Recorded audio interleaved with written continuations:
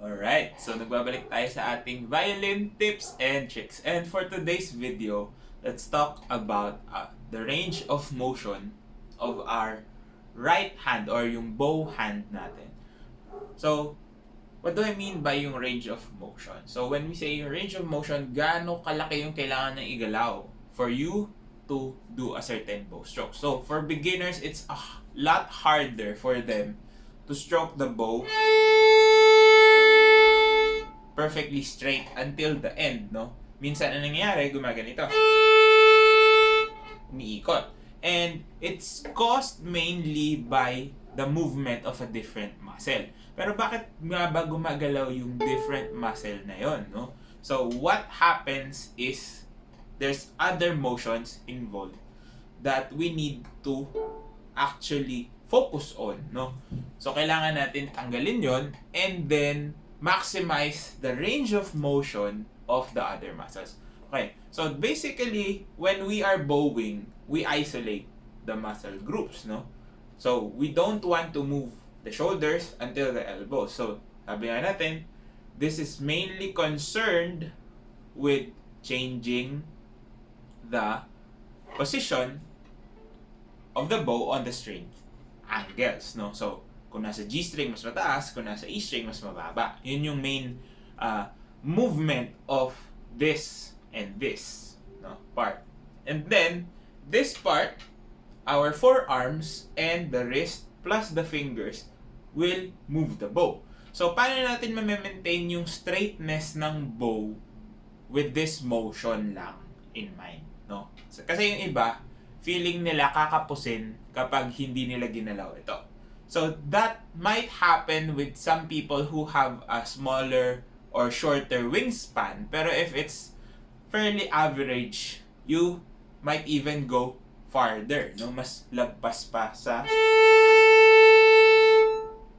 kailangan. So, you just need to know how to use them properly. Kasi minsan, we're limited by our conscious effort in doing things, no? So, akala natin sagad na, pero hindi pa pala. Usually, I see from beginners, no, is that they think hanggang dito lang. Pero, in reality, nakaganyan pa lang yung arms nila. So, you still have a long way to go to reach this part. So, for me, I'm 5'9 and a half, so I can reach until the end without super extending my hands. But for some, of course, you still need to extend your arms fully, no? So it will depend on the person. But for my size, no, hindi ko naman siya kailangan fully extend. But the thing is, I know that I can fully extend my arm and use the bow properly. Kasi yung iba, they're limited to this, oh. So hanggang dyan lang, nakaganon yung arm.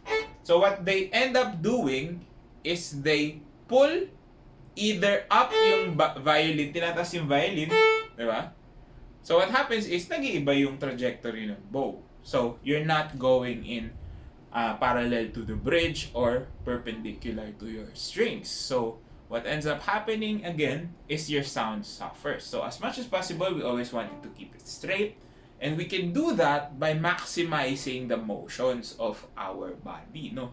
Especially itong forearm. Kasi dito, parang hanggang dito lang yung iba, pero kaya pa palang i-ganon, no? So, what are the things that you can do to actually maximize that? So, first, kailangan tanggalin mo muna. You have to understand your body better. So, try to practice without the bow, no? Or maybe grab a pen or pencil and then just make sure that your hands then and your wrist are moving in a straight line, or the bow or whatever you're holding moves in a straight line. And try to reach this part na talagang fully extended yung arms. Kasi we have to know our limits so that we could reach them, di ba? Kasi sometimes what ends up happening, especially for those beginners, is that they think na hanggang dun na lang because they are consciously trying to limit themselves, diba? Nililimit na nila yung sarili nila sa kaya nilang gawin.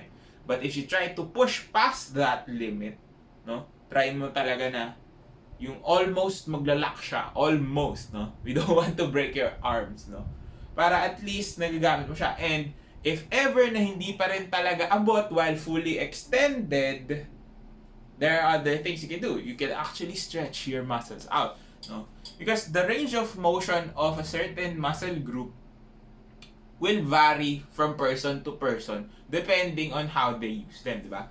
Parang lumalaki yung muscle mo if you work them constantly, no? Bodybuilders, no? Weightlifters, use certain muscle groups na mas napapalaki nila. Ganun din yung motion. If you're always constantly using it, luluwag siya, no? The same goes with my fingers, no? For bowing, talaga napaka-importante that you use your hands properly. You use all your body parts properly so that they can actually move naturally. Naturally in a sense na hindi sila pilit, they are not stiff, they are relaxed and able to do what they need to do, no? So, if you reach these limits and you understand how they move, they become lighter and easier to move, no? Mas nagiging maluwag yung joints mo, no? So, another thing you can do is do this. So, fully stretch your hands and then tilt your head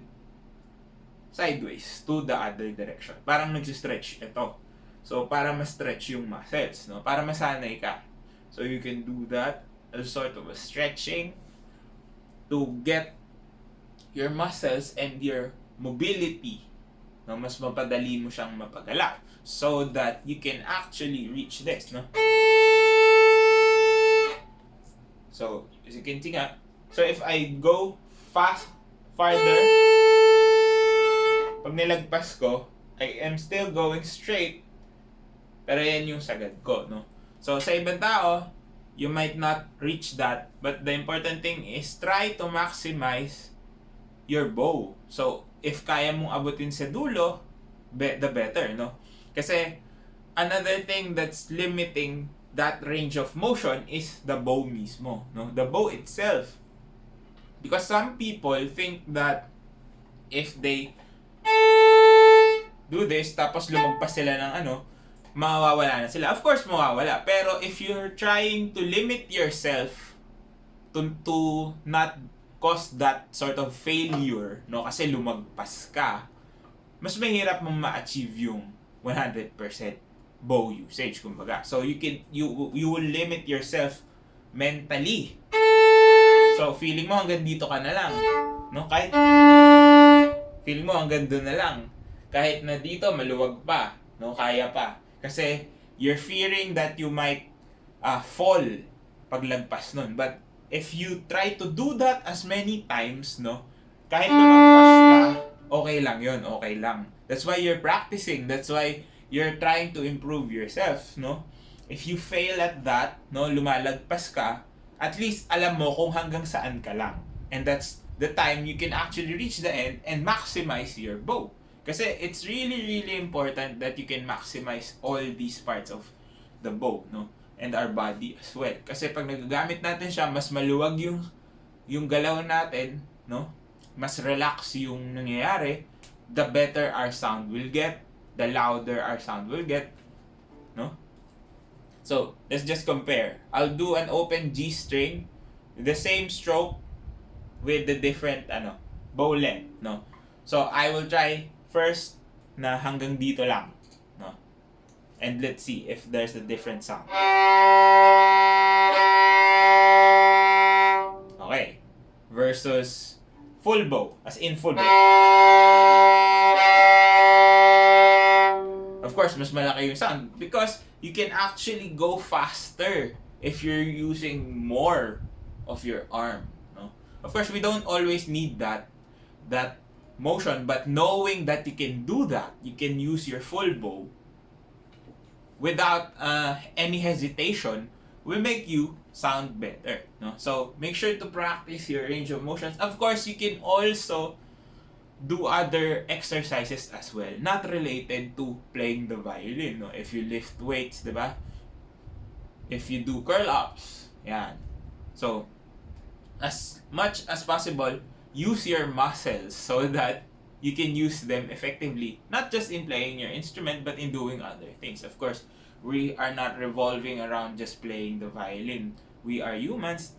Marami tayong ginagawa, no? Lalo na sa panahon ngayon. So, being able to understand how our body works and using that range of motion in playing, no, can give you better sound, better quality of sound in terms of quality and volume as well, 'di ba? Mas malakas kasi mas nagagalaw natin siya. And more relax yung playing. Hindi ka na magsi-stiffen up kasi alam mo kung hanggang saan yung abot niya. Yan. And that's it for today's video. I hope you learned something new. If you did, like this video, comment down below for more.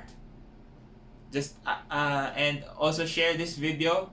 And of course, subscribe to my YouTube channel for more content. My course on Udemy is still available. Check it down in the description box. And follow me on all my socials. Links again down in the description box below.